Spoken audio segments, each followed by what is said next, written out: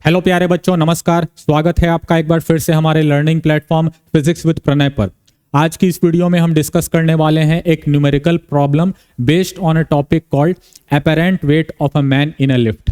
Means यदि कोई इंसान किसी लिफ्ट में जा रहा हो और वो लिफ्ट अपवर्ड या डाउनवर्ड मूव कर रही हो तो वो इंसान अपना जो वेट महसूस करता है, जिसे हम अपरेंट वेट बोलते हैं, उसी पे आधारित एक न्यूमेरिकल प्रॉब्लम।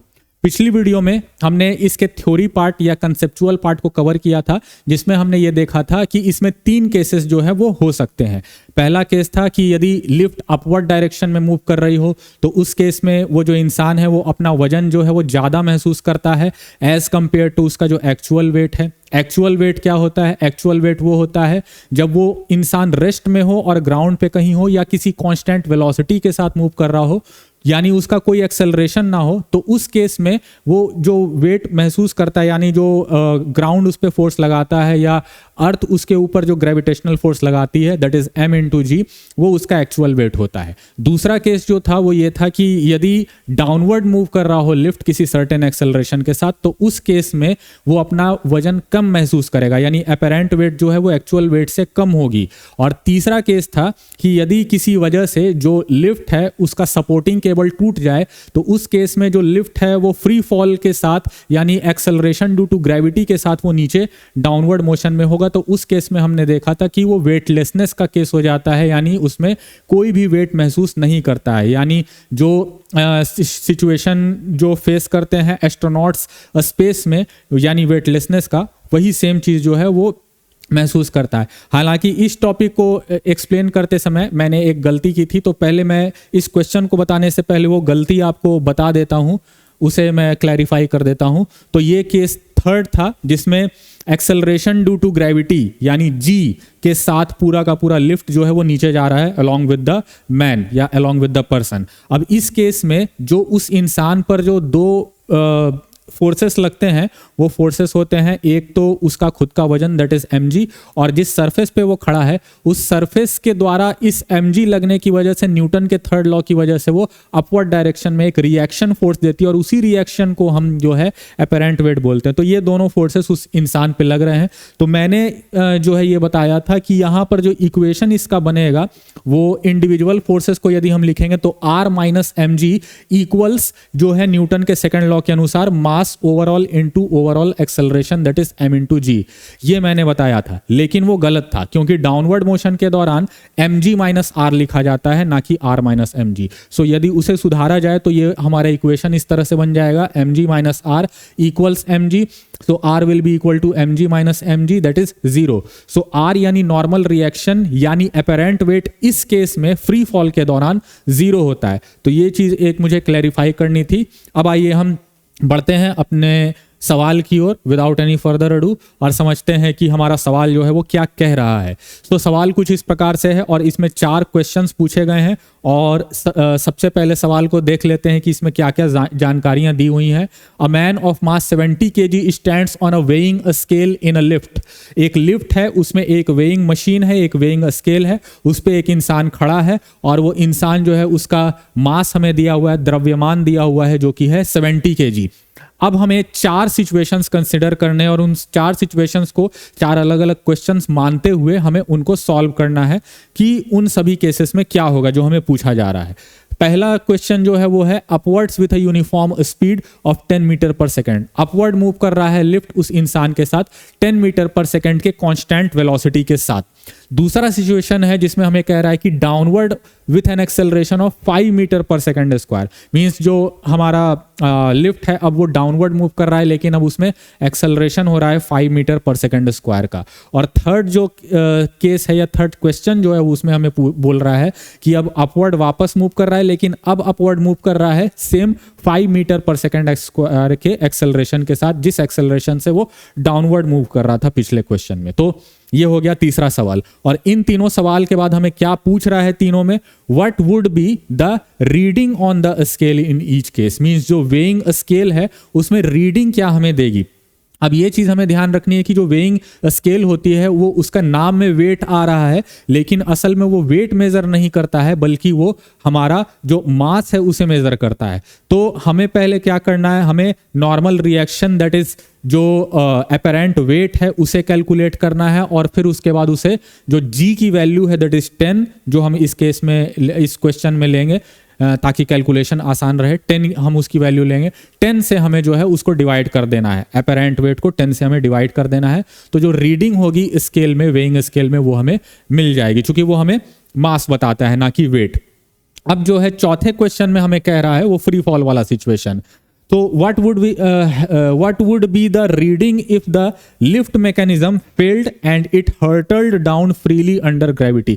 किसी वजह से वो लिफ्ट मैकेनिज्म फेल हो जाता है, जैसे मैंने अभी बताया कि मान लीजिए उसका केबल टूट जाता है या कोई भी वजह से, और वो फ्री फॉल मोशन में नीचे गिर रहा है केवल और केवल ग्रेविटी के इन्फ्लुएंस में। तो उस सिचुएशन में क्या होगा? हालांकि हमने अभी ऑलरेडी देख लिया कि इसमें जो नॉर्मल रिएक्शन है दैट इज अपेरेंट वेट वो जीरो होगा, इसी वजह से जो रीडिंग है वो भी जीरो होगी वेइंग स्केल में। वो अभी हम आगे देखेंगे कैसे। तो चलिए अब हम सॉल्व करते हैं बारी बारी से इन सभी क्वेश्चंस को। तो सबसे पहला हमारा जो सिचुएशन है इसमें हमें कह रहा है कि 10 meter per second square 10 meter per second के कांस्टेंट वेलोसिटी के साथ वो अपवर्ड मूव कर रहा है। अब देखिए, जब कोई भी ऑब्जेक्ट अपवर्ड मूव करे, डाउनवर्ड मूव करे, दाएं बाएं किसी भी तरह से मूव करे, अगर उसकी वेलोसिटी कांस्टेंट है तो इसका मतलब उसमें एक्सेलरेशन जीरो है, यानी कोई भी नेट फोर्स उस पे एक्ट नहीं कर रहा है। हो सकता है उस पे इंडिविजुअली कई सारे फोर्सेस एक्ट कर रहे हों, लेकिन सभी फोर्सेस का जो नेट रिजल्ट है, नेट इफेक्ट है, या जो रिजल्टेंट फोर्स है वो जीरो होता है। तो न्यूटन का सेकंड लॉ यही कहता है, या न्यूटन का फर्स्ट लॉ जो है जिसमें इनर्शिया के कंसेप्ट को समझाया गया है वो भी यही चीज बताती है। तो यहां पर भी चूंकि कांस्टेंट वेलोसिटी है 10 मीटर पर सेकंड की, तो यानी कोई एक्सेलरेशन नहीं है, तो इसीलिए चूंकि अब अपवर्ड मूव कर रहा है तो हम इस इक्वेशन को कुछ इस प्रकार से लिख सकते हैं सॉल्व करने के लिए कि r minus M G will be equal to m into zero. r minus M G हमने इसीलिए लिया क्योंकि ये अपवर्ड मूवमेंट है, और अपवर्ड मूवमेंट के दौरान हम r माइनस एम जी ही लेते हैं जो इंडिविजुअल फोर्सेस उस इंसान पर लग रहे हैं, और राइट हैंड साइड में हम उसके मास को ओवरऑल एक्सेलरेशन से मल्टीप्लाई कर देते हैं न्यूटन का सेकंड लॉ अप्लाई करके। और एक्सेलरेशन चूंकि जीरो है, जैसे अभी हमने देखा कि कांस्टेंट वेलोसिटी है, इस वजह से ये पूरा इक्वेशन अब सिंपली बन जाएगा r minus M G equals zero. So ये हमारा बन जाएगा r इक्वल्स एम जी। अब यहाँ पे ये चीज जो है ऑब्वियस है, पिछले वीडियो में भी हमने डिस्कस किया था कि अगर कोई नेट फोर्स एक्ट ना कर रहा हो तो अपेरेंट वेट जो होता है उस ऑब्जेक्ट का, किसी भी ऑब्जेक्ट का, वो उसके एक्चुअल वेट के बराबर होता है। तो यहां से अब सिंपली हम कह सकते हैं कि r that is apparent wait या जो नॉर्मल रिएक्शन है वो हो जाएगा उस इंसान का मास दैट इज 70, और g की वैल्यू अभी हमने देखा था कि हमें 10 लेना है to make the calculation easier. So ये हो जाएगा 700 न्यूटन। तो चूंकि ये फोर्स है इसलिए ये न्यूटन में आएगा, लेकिन अब हमें रीडिंग निकालनी है। So reading in the hence reading in the weighing scale, in the weighing scale would be equal to, जैसा हमने देखा कि जो नॉर्मल रिएक्शन है या अपेरेंट वेट है उसको हमें 10 से डिवाइड कर देना है, या पहले g से लिख लेते हैं। So it would become 700 upon 10 that is 70 kg।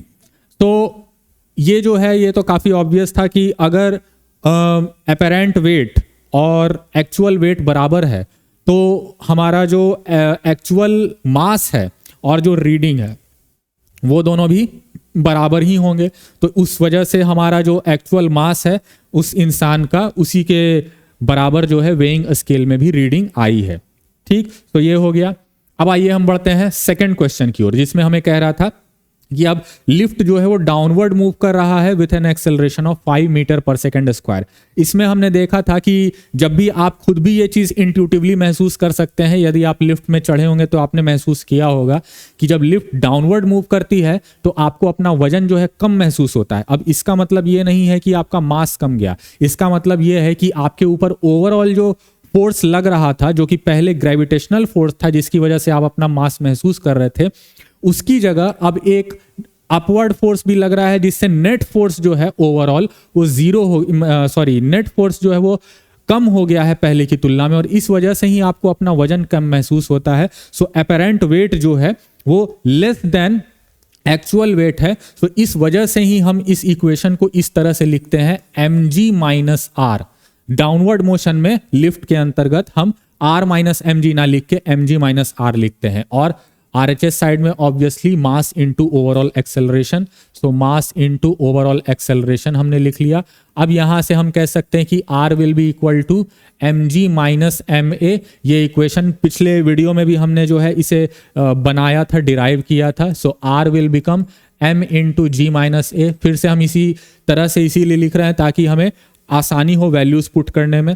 तो R इक्वल्स हो जाएगा m की जगह 70, g की जगह 10 और a दैट इज एक्सेलरेशन जो लिफ्ट की है वो है 5। So it would become R equals 70 into 5 that is 350 Newton. Again ये न्यूटन में होगा चूंकि ये फोर्स है। और फिर से यदि हमें रीडिंग लेनी है तो reading in the weighing scale, reading in the weighing scale would be equal to, weighing a scale would be again equal to R upon G और R इस सिचुएशन में हमने कैलकुलेट किया है 350। So 350 upon 10 this comes out to be 35 kg। अब जो है यहाँ पे हम देख सकते हैं कि जो वेइंग स्केल है उसमें रीडिंग जो है 35 kg देगी। क्या इसका मतलब है कि उस इंसान का एक्चुअल मास घट गया? बिल्कुल नहीं। एक्चुअल में क्या हुआ है, उसका मास, उसके अंदर जो क्वांटिटी ऑफ मैटर है वो तो उतना ही है, मींस उसका एक्चुअल मास तो 70 kg ही है। लेकिन इस सिचुएशन में होने की वजह से जो वेइंग स्केल है उसे कम रीडिंग दे रहा है, क्योंकि वेइंग स्केल जो होता है वो आप कितना उसको पुश कर रहे हो उसके आधार पर वो वर्क करता है, ना कि आपका एक्चुअल मास है उसके आधार पर। तो नॉर्मल सिचुएशन में हमारी धरती हमारे ऊपर जो फोर्स लगाती है उसके आधार पर वो रीडिंग देता है। लेकिन अब यहाँ पर दो फोर्सेस लग रहे हैं जिसकी वजह से ओवरऑल अपेरेंट फोर्स जो है वो जो ओवरऑल फोर्स है वो घट गया है, अपेरेंट वेट उसका कम है। इस वजह से ही जो स्केल है वो कम रीडिंग दे रही है और वो 35 kg उस इंसान का एक्चुअल मास नहीं है। अब हम बढ़ते हैं तीसरे क्वेश्चन की ओर, जो कि इस क्वेश्चन का तीसरा पार्ट भी आप बोल सकते हो। इस क्वेश्चन में अब हमें कह रहा है कि अब वापस वो अपवर्ड मूव कर रहा है लिफ्ट, लेकिन अब 5 मीटर पर सेकंड स्क्वायर के एक्सेलरेशन के साथ ये मूव कर रहा है। तो यहां से हमारा जो इक्वेशन है वो कुछ इस प्रकार से बन जाएगा, क्योंकि अपवर्ड मूव कर रहा है इसी वजह से R माइनस mg हम लिखेंगे ये, और R माइनस mg ये LHS साइड में हमने इंडिविजुअल फोर्सेस को लिख लिया और RHS साइड में आपका फिर से न्यूटन के सेकंड लॉ के अनुसार m इंटू ए ये हो जाएगा मास इंटू ओवरऑल एक्सेलरेशन। और फिर से हम इसे डिराइव करके इक्वेशन बना लेते हैं पिछली वीडियो की ही तरह। तो एम जी इन और प्लस एम ए हो जाएगा, ये दोनों अगर एक तरफ हम भेज दें तो यहाँ से जो आर है दैट इज नॉर्मल रिएक्शन या फिर जो अपेरेंट वेट है, m कॉमन लेने पे ये हो जाएगा m इंटू जी प्लस ए। तो यहाँ से अब हम वैल्यूज यदि पुट कर दें तो m की वैल्यू 70, g की वैल्यू अगेन 10 और 5 जो है एक्सेलरेशन अगेन उतना ही है। तो इस वजह से अब यहाँ पे चूंकि ऐड हो गया है सो 70 इंटू ये हो जाएगा 15 और 15 7 होता है 105। सो ये हो जाएगा एक जीरो लगाकर 1050 न्यूटन दैट इज 1050 न्यूटन। इतना फोर्स जो है अब वो महसूस करा। अब चूंकि हम जानते हैं कि जब अपवर्ड मूव करता है लिफ्ट तो उसमें आपने ये भी महसूस किया होगा कि लिफ्ट जब अपवर्ड मूव करता है तो उस केस में आपको अपना वजन ज्यादा महसूस होता है। एक्चुअल वेट जो इस इंसान का है वो तो 700 न्यूटन है, जो पहले केस में हमने देख लिया 70 इंटू 10 करने पर। तो यहां पर हम देख सकते हैं अगर उससे कंपेयर करके तो ये ज्यादा है, उस मीन्स उसका जो एक्चुअल वजन है उससे ज्यादा है। तो ये फोर्स जो वो महसूस कर रहा है इसकी वजह से ही उसको अपना वजन ज्यादा महसूस होता है, हालांकि उसका मास अभी भी उतना ही है। अब हम देखते हैं रीडिंग। तो हेंस अब रीडिंग की यदि हम बात करें तो reading in weighing a scale would B would be equal to again R upon G. So R that is normal reaction या apparent weight यहाँ पे हमारा आया है 1050 न्यूटन डिवाइडेड बाय G की वैल्यू 10। तो यहाँ पे 0 कट जाएंगे और हमारा आंसर जो आ जाएगा 105 kg। तो अगेन अब हम देख सकते हैं इस सिचुएशन में जो उस इंसान का एक्चुअल मास था डेट इज 70 kg, उसकी तुलना में अब उसका मास बढ़ के 105 kg हो गया है। क्या इसका मतलब अगेन ये है कि उसका मास इंक्रीज हुआ है, उसके अंदर मैटर की क्वांटिटी जो है वो इंक्रीज हो गई है? नहीं, मैटर की क्वांटिटी अभी भी अगेन उतनी ही है उसकी, और उसका मास जो एक्चुअल है वो अभी भी 70 kg ही है।